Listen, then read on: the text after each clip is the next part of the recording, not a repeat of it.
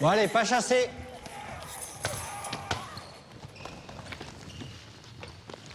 Tu regardes quoi là? C'est une série, ça, mon frère. Oh là là, c'est gore. Moins de 16 ans quand même. Tu sais, moi j'ai beau savoir que c'est des effets spéciaux, ça me fait bien flipper. Ah bon? Ah ouais. Pas toi? Ouais, c'est chaud. Les images violentes, on doit les éviter, sinon il faut en parler. Vas-y, raconte. Face aux écrans, soyons vigilants. Retrouvez-nous sur jeunepublic.csa.fr. On va peut-être changer, non? Moins de 10, c'est pas vraiment de votre âge. Ça vous a pas paru un petit peu bizarre, le garçon qui embrassait toutes les filles, là? On avait pas mal de copines. Ouais, tu te laisserais, toi, attraper par les cheveux comme il faisait? Bah non, jamais de la vie. Je sais pas, tous les garçons qui applaudissent autour, c'est franchement... Au secours. Les images choquantes, on doit les éviter, sinon il faut en parler. Pourquoi, à ton Face aux avis? écrans, soyons vigilants. grave. Retrouvez-nous sur jeunepublic.csa.fr.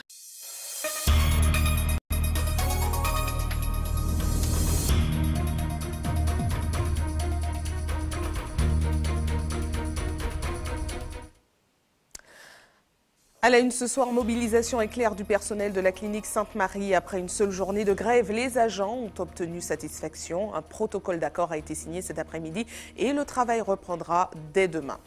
Une mobilisation qui continue en revanche au PNM. Le mouvement a évolué et certaines revendications ont été supprimées. Les non-grévistes ont quant à eux débloqué l'accès à leur lieu de travail. Un lot de lait infantile contaminé, retiré de la vente en Martinique. Pour l'heure, aucun bébé malade des suites de sa consommation n'a été recensé. Un numéro vert a été mis en place pour les familles inquiètes. Et puis, notre agriculture inspire nos voisins de la Caraïbe. Le ministre de l'Agriculture de Saint-Vincent-des-Grenadines a visité l'exploitation Angriavla. Objectif, s'approprier du concept d'agritourisme. Bonsoir à tous, heureuse de vous retrouver dans cette tranche info que vous pouvez suivre en direct sur Facebook. Le personnel de la clinique Sainte-Marie est entré en grève ce matin et c'est la deuxième fois cette année. Les agents mobilisés dénoncent leurs mauvaises conditions de travail, des conditions d'accueil des malades déplorables et des versements de salaires très souvent en retard. Ils ont barricadé l'accès au site ce matin. Alizé Lutran et Guy Raphaël René se sont rendus sur place. Regarde.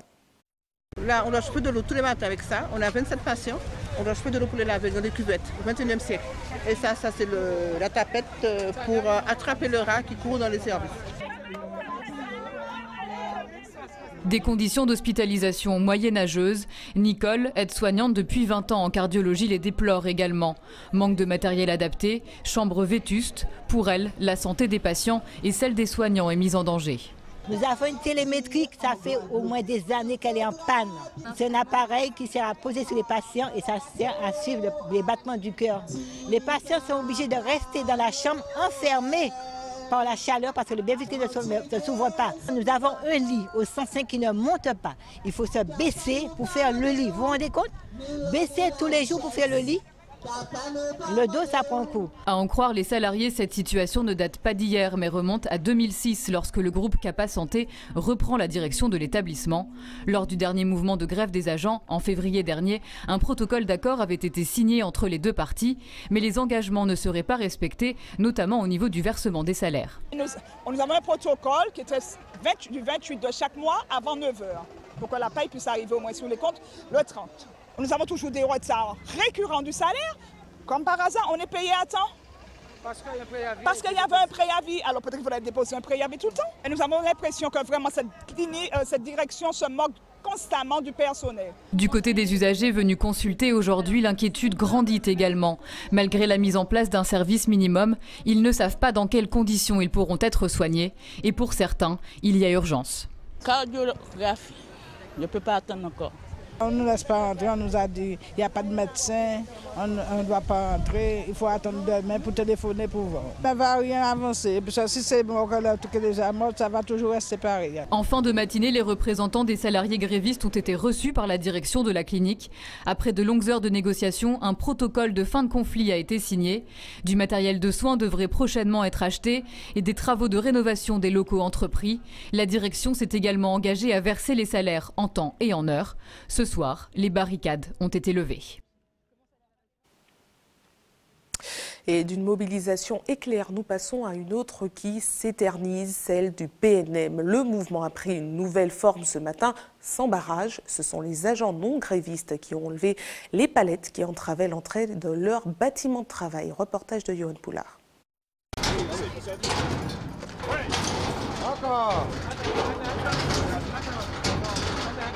Certainement l'action la plus forte menée par le personnel non gréviste depuis le début de la crise. Le déblocage du site de Monsigny, soutenu par la CFDT. Et donc aujourd'hui, sans nécessairement faire pression sur personne, nous avons décidé que les camarades rejoignaient leur lieu de travail. Les agents grévistes présents à ce moment n'ont pas souhaité apparaître à notre caméra, mais ce coup de force est jugé inacceptable par le secrétaire général de la CDMT. C'est lamentable. Nous laissons les travailleurs juges de ce type d'attitude, en fait, anti-syndicale, et qui ne sont pas, à notre avis, dignes de responsables syndicaux. Un scénario qui confirme une rupture syndicale. Déjà plus tôt dans la matinée, les dés semblaient jetés. Tous les sites du parc sont ici réunis pour dire non, non et non. On ne comprend pas justement pourquoi une minorité... Nous revendiquons aujourd'hui, face à une minorité de grévistes. Voilà. Pour les non-grévistes pris entre deux feux, trop, c'est trop. Ce qu'on veut clairement signifier, c'est que les agents non-grévistes souhaitent reprendre leur travail en toute sérénité. Aujourd'hui, on dit non à cette grève qui a que trop duré et que surtout, cette grève est une grève politique. Les agents ne doivent pas être pris dans ce conflit qui n'est pas le nôtre. Les barricades levées, les locaux investis, le personnel non gréviste espère maintenant une reprise définitive du travail. Nous aurions souhaité qu'aujourd'hui, on puisse terminer avec ce conflit, quitte à ce que les partis puissent continuer de discuter, il n'y a pas de problème. Mais s'agissant notamment de M. Brittmer, et j'avais dit, nous ne sommes pas auprès de lui pour essayer de faire avancer les choses. Maintenant, concernant d'autres points hypothétiques, s'il y en avait, il y a 2 syndicats représentatifs sur la place qui sont prêts à faire le travail et qui le font au quotidien. Mais voilà, la CDMT n'entend pas lâcher le morceau, même s'ils ont revu leurs revendications. Le licenciement de l'ancien directeur des services ne fait plus partie des doléances. Ce soir, ils l'assurent, ils resteront mobilisés. Attention, la Martinique a été placée en vigilance jaune pour fortes pluies et orages. Des averses gagneront la Martinique cette nuit et la journée de demain. Elles deviendront intenses dès la seconde partie de nuit en prenant un caractère orageux pouvant générer de fortes quantités d'eau. Des rafales proches de 60 km/h sont également possibles. Ne manquez pas le bulletin météo détaillé juste après cette tranche info pour plus d'informations. 12 lots de lait infantile premier âge retirés de la vente pour cause de contamination au salmonelle. Pico, Pepti Junior et Milumel sont les marques concernées. Si une vingtaine d'enfants contaminés ont déjà été recensés dans l'Hexagone, pour l'heure, aucun bébé ne l'aurait été chez nous et les lots concernés ont été retirés de la vente. Reportage d'Alizé Lutran et de Guéra Ferroni. Dans cette pharmacie de Fort-de-France, sitôt l'alerte sanitaire enclenchée, les produits potentiellement contaminés ont été retirés de la vente. Nous avons procédé tout de suite au rappel des lots et le fournisseur, celui qui nous les fournit, le reprendra. Pour ce qui nous concerne, ce sont dans notre pharmacie, ce sont les laits Pico, d'accord, Pepti Junior, premier âge, sans lactose. Ajoutez à la liste le lait Milumel Bio, premier âge sans huile de palme, des produits fabriqués entre mi-juillet et fin novembre cette année par l'usine Lactalis basée en Mayenne, 12 lots en tout qui contiendraient des salmonelles. Les symptômes apparaissent 3 jours après l'ingestion. Donc si vous voyez que le nourrisson a de la fièvre, qu'il a des diarrhées, d'accord, parfois importantes, il faut consulter. Chez les nourrissons, les infections aux salmonelles peuvent avoir des conséquences dramatiques. Voilà qui ne rassure pas ces jeunes parents venus acheter du lait en poudre pour la première fois. Je me dis que comment ça peut se trouver dans du lait et je sais même pas, je crois que c'est dû aux œufs et au sel, je sais même pas c'est quoi en fait. On est venu pour un lait pour notre bébé et c'est pour ça qu'on a demandé conseil puisque après on a toujours nos appréhensions de certains laits mais on pose quand même la question, on ne sait jamais. Si pour l'heure aucune contamination n'a été signalée chez nous, il est conseillé aux parents de consulter leur médecin ou pédiatre dès l'apparition des premiers symptômes. La direction de la répression des fraudes a indiqué que les lots de lait contaminés seraient analysés pour déterminer la provenance de la bactérie. Et notez qu'un numéro vert a été mis en place pour les familles inquiètes, 0800 120 120. Partons en Guadeloupe maintenant avec une mobilisation que nous redoutons chez nous, celle des pompistes des stations-service. Un mouvement de grève annoncé de grande ampleur qui n'a finalement été que très peu suivi. Peu de stations ont répondu à l'appel lancé par le syndicat UTPP-UGTG et bloqué l'accès aux pompes à essence. Reportage de Nathalie Dinan et Moïse Dexter. Impossible d'accéder ce matin aux stations-service de marque Esso, au Rézé et à la Jaille, et à la station Total Est à Petit-Bourg. Les employés affiliés à l'UTPP-UGTG se sont mobilisés. Ils réclament l'application des accords signés concernant l'accord Binot, la majoration sur le dimanche travaillé et l'application de la convention collective. Nous signons un accord avec le président des gérants et au PGS qui collait, qui amenait à faire diviser l'accord que nous signions avec. Et notamment nous en gérant qui récalcitrant, qui M. Chanlot, notre entreprise. Il a refusé toute revendication à ce salarié-là qui est entreprise. Et qui a resté sur on accord de branche. Nous, on n'est pas d'accord. Total S à Petit-Bourg. On donne M. récalcitrant, qui a pris pour un ailleurs tout là, monsieur. Il a bafoué tous les accords que nous signons avec. Là, c'est ce qui nous attend tout le long de mois. Une mobilisation que l'organisation des gérants de stations-service ne comprend pas. Les négociations annuelles obligatoires se sont bien déroulées. Un accord a même été signé. Aujourd'hui, nous avons 3 stations, et notamment celle du Rézé et celle de la Jaille, qui respectent de manière intégrale la convention collective.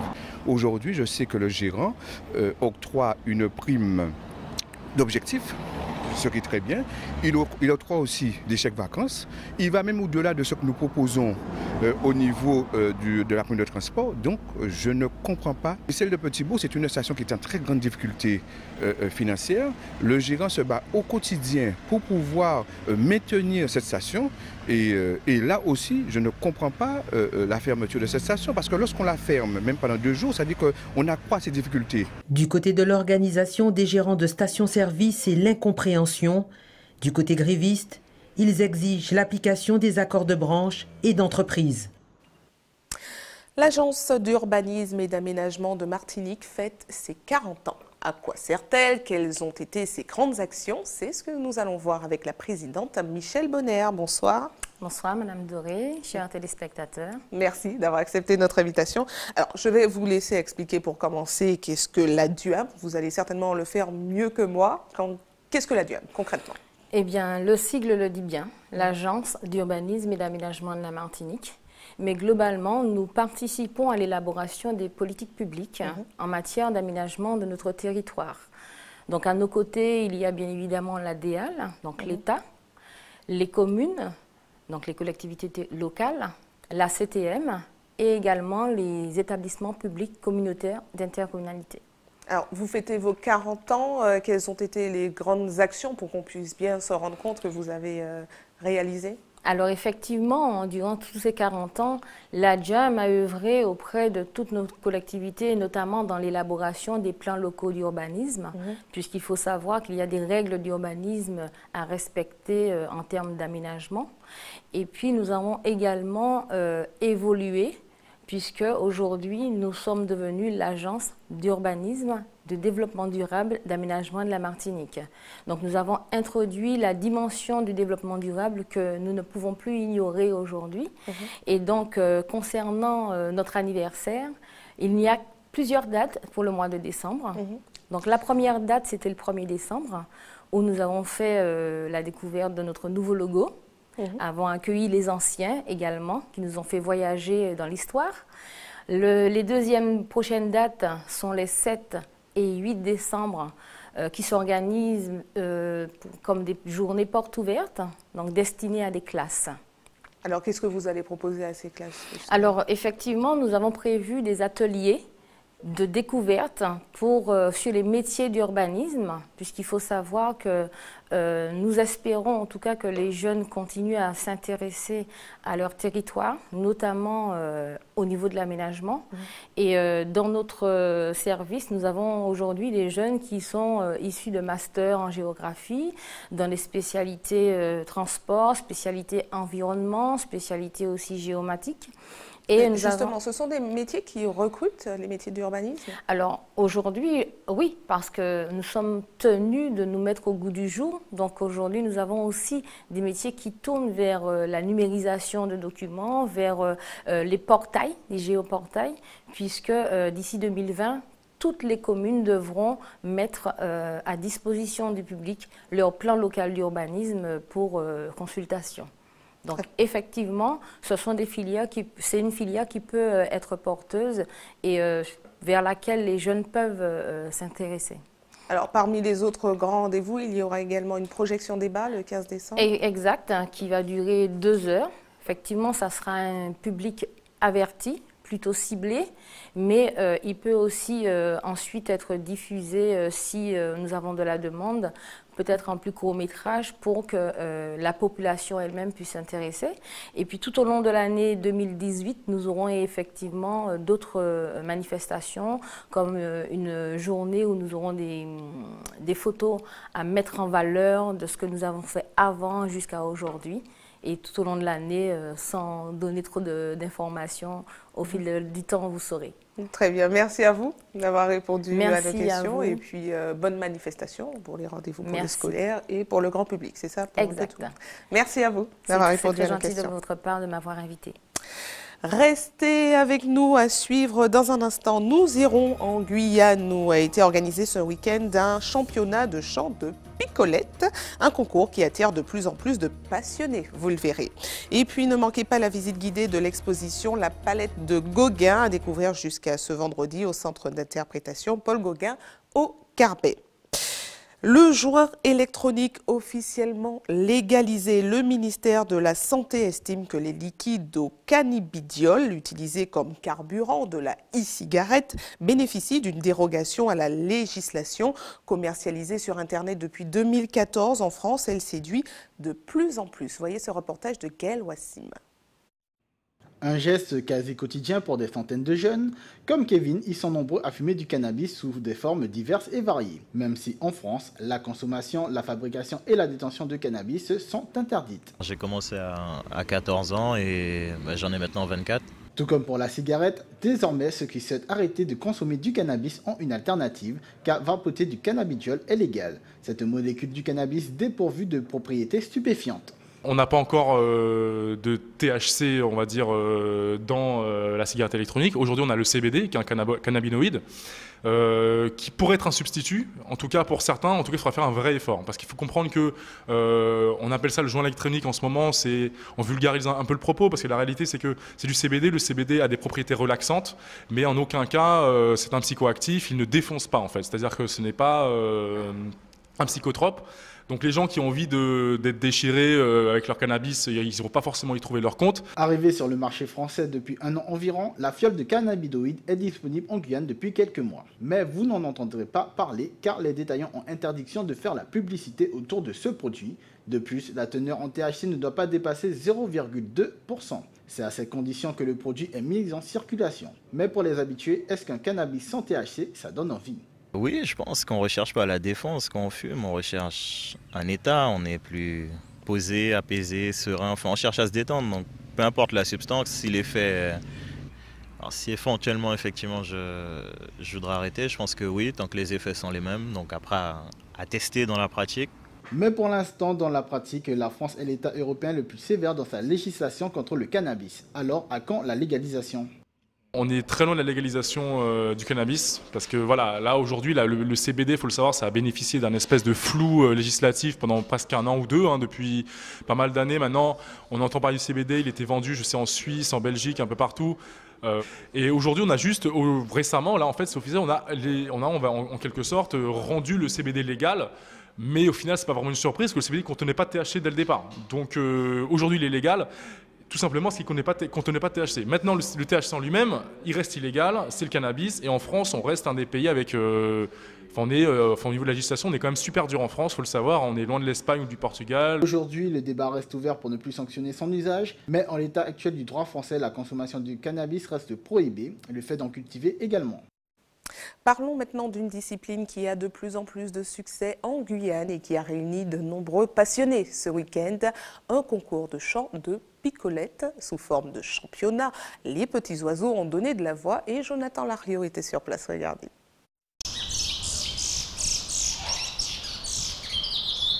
Si le chant, lui, reste mélodieux, c'est loin d'être juste pour le plaisir de l'entendre.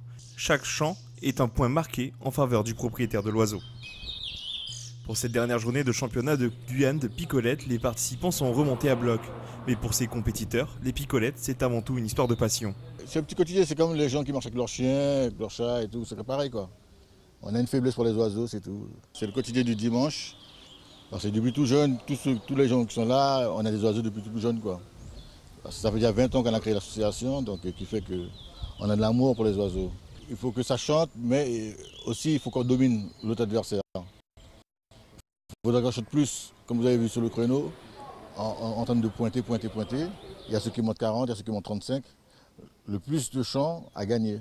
Après 16 journées de championnat partout dans la Guyane, un compétiteur s'est largement imposé et n'a pas besoin de participer à la dernière journée. La rivalité est donc mise au placard et laisse place à un grand moment de fraternité. C'est une tradition en Guyane, nous avons toujours eu des oiseaux chanteurs. Et nous, notre but aussi, c'est de pouvoir faire de la préservation de cette espèce pour montrer qu'on peut faire autre chose et pour développer la reproduction surtout. On développe aussi la reproduction, on fait des formations, on fait de la prévention aussi pour que les gens ne puissent pas aller attraper dans la nature. Donc, comme on dit, notre slogan, c'est reproduire pour préserver. Pour cette saison 2017-2018, le championnat de Guyane est donc fini, mais la passion de ses participants est loin de s'éteindre et leur petit picot semble être du même avis. De retour en Martinique avec les assises de l'agriculture qui sont programmées à partir de demain. 2 jours de discussion pour débattre des perspectives pour la production locale. L'occasion également d'aborder la coopération régionale et les échanges avec les voisins de la Caraïbe. Dans ce cadre, la Martinique a accueilli dès ce matin le ministre de l'Agriculture de Saint-Vincent-des-Grenadines, venu prendre exemple sur le concept d'agritourisme de l'exploitation en Griafla. Voyez ce reportage d'Anaïs Gall.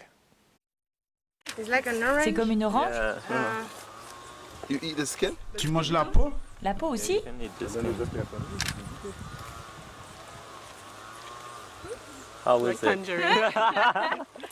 Qu'est-ce que vous en pensez? C'est excellent. De nouvelles saveurs et surtout une source d'inspiration pour le ministre de l'Agriculture de Saint-Vincent. Grâce à cette visite, il espère apprendre à allier agriculture et tourisme, comme c'est le cas sur cette exploitation robertine. J'imagine que quand les touristes viennent en vacances en Martinique, ils ne participent pas qu'au tourisme balnéaire, mais ils participent aussi au tourisme agricole, ce qui va forcément ajouter une plus-value au tourisme.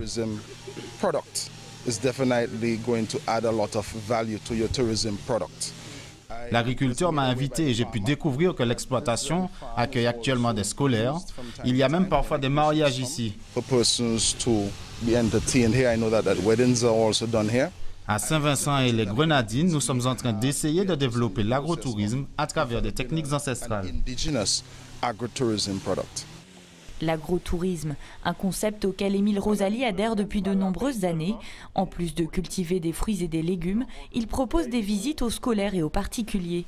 En 2016, il a accueilli près de 4000 visiteurs, autant de clients potentiels à convaincre. Pour nous, c'est très important. N'oubliez pas quand même qu'au bout, c'est une production effectivement de fruits et légumes.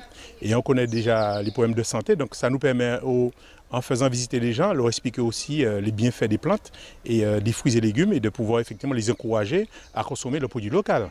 S'appuyer sur le savoir des différents territoires afin d'améliorer les techniques agricoles, c'est tout l'intérêt de ces coopérations régionales. Un échange à double sens. Dans certains de ces pays, par exemple à Saint-Vincent, il y a ce qu'on appelle l'agriculture de montagne. Donc, et ils ont des techniques pour labourer le sol, pour mettre en place ces cultures. et que nous avons déjà oubliées chez nous pour lutter contre l'érosion. Donc voilà, on pourrait s'inspirer de ces techniques-là. Nous, ici, nous avons un certain nombre de savoir-faire, un certain nombre de compétences pour, par exemple, mener à bien les élevages. Les élevages, on pourrait, dans le cadre de ces échanges, transférer nos savoir-faire vers ces pays en matière de conduite d'élevage, mais aussi en matière de production de fourrage pour les animaux. Une thématique autour de l'échange qui fera l'objet de conférences pendant les assises de l'agriculture. Le ministre Saint-Vincentin est le seul représentant de la Caraïbe. Il espère beaucoup de cette rencontre. Comprendre les événements auxquels nous faisons face, notamment avec le changement climatique.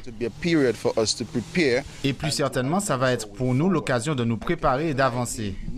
Je peux dire au nom de tous les membres de l'OECS que nous sommes très préoccupés par les besoins critiques d'intégration. Donc je ne suis pas là aujourd'hui uniquement pour parler de Saint-Vincent, mais de toutes les autres îles dont les représentants n'ont pas pu être présents. D'après l'Agreste Martinique, l'agriculture occupe 30% de la surface de notre île et assure 6% du produit brut régional. Un secteur majeur qu'il est important de préserver. Place au sport avec, comme chaque lundi, un retour sur les manifestations qui ont marqué le week-end. Steven Orozman, une nouvelle fois champion de Martinique à l'issue du rallye des champions. En sport collectif, les championnats se sont poursuivis en football, volleyball, handball et basket. Retour sur un week-end de sport avec Caril Chassol et José Lecherti. Temps fort de ce week-end, le rallye des champions débuté vendredi soir a tenu en haleine les passionnés de sport automobile. Le dernier rallye de la saison s'est terminé au petit jour dimanche et comme l'an dernier, il a sacré le duo Orozman-Zéline devant Hélénis Gabriel et Croyant Figaro. Sport collectif en handball masculin, l'étoile de Gondroux est ressorti vainqueur du choc de la 8e journée du championnat de prix national face à l'Espoir de Floréal. Hier après-midi, l'ASC Ducos a défait l'ASC Dillon de Bout 32-29. Pour le reste, victoire de l'USC Citron et du TS franciscain. Une première défaite gourmandaise qui permet aux Lamantinois de prendre la tête du championnat devant le Réveil, Citron et Floréal. Chez les femmes, le choc entre le Réveil sportif et l'USC Citron a tourné à l'avantage des Gourmandaises. Victoire également de l'Arsenal, de l'Entente AS Mondézès gauloise, de l'Aiglon et de l'UJ Redoute. Au classement, Citron est au coude à coude avec l'Entente AS Mondézès gauloise, le Réveil est à 1 point et l'Arsenal à 4. En basket féminin, la 10e journée du championnat de National 3 a vu les victoires de l'Éclair, du SC Lamantinois et des Black Stars. La Gauloise est leader devant l'Éclair, les Black Stars et le SC Lamantinois. Chez les hommes, l'USAC, le Wax, le Golden Lion et le Golden Star se sont imposés. Le classement est dominé par le Golden Lion, le Wax, le SC Lamantinois et l'USAC suivent. En volleyball masculin, la 8e journée du championnat a été marquée par les victoires du RCA et de l'Espoir. Les Lucéens sont leaders devant Arlésiens et Ansois. Chez les femmes, le Smash Club, le Rayon et l'Espoir ont remporté leur match. Au classement, on a droit au même podium que chez les femmes. En football, la 10e journée de R1 a vu le leader et son dauphin faire match nul. Derrière, ça revient avec les victoires de l'Aiglon, du Racing et du Golden Lion qui va mieux. A noter également la première victoire de l'émulation qui n'est plus la lanterne rouge de la R1. En tête, les franciscains ont 1 point d'avance sur les clubistes et 2 sur Lamantinois et Joséphin. Chez les femmes, l'US Lorinoise, le Racing et le RC Saint-Joseph se sont imposés. Partage des points en revanche entre la Samaritaine et le club franciscain. Au classement, les Joséphines sont les nouvelles leaders devant le Racing, l'US Lorinoise et le club franciscain. ATV, toujours plus proche de vous, place tout de suite à votre JT des communes.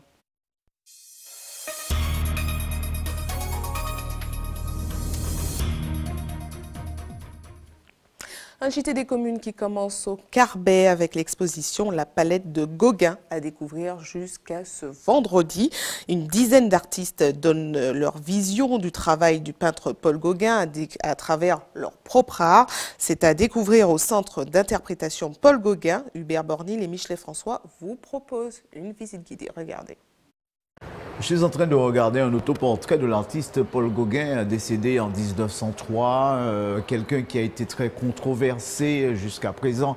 On ne peut pas dire qu'il s'est fait beaucoup d'amis en Martinique, mais en tout cas, du côté du Centre d'interprétation du patrimoine Paul Gauguin, cette exposition, elle a réuni plus d'une dizaine de plasticiens, des gens qui se sont exercés à faire ressortir la plume de Gauguin à travers la peinture, à travers le pinceau. Regardez.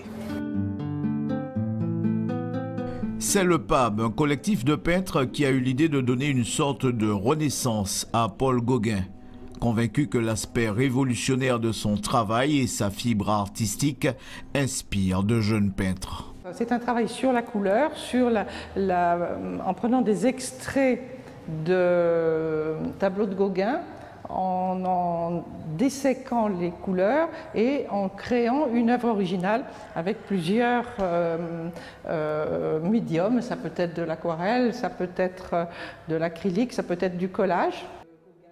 Dans cette salle d'exposition du musée Gauguin, seuls les visiteurs peuvent découvrir l'exposition. En tout cas, une dizaine de peintres ont souhaité relever le défi à travers la palette de Gauguin. Ça permet de connaître un petit peu plus intimement, un petit peu plus en profondeur l'œuvre de Gauguin. Et parce que si vous faites attention, vous verrez que dans chaque tableau, il y a par exemple un petit extrait d'une œuvre de Gauguin. Voilà.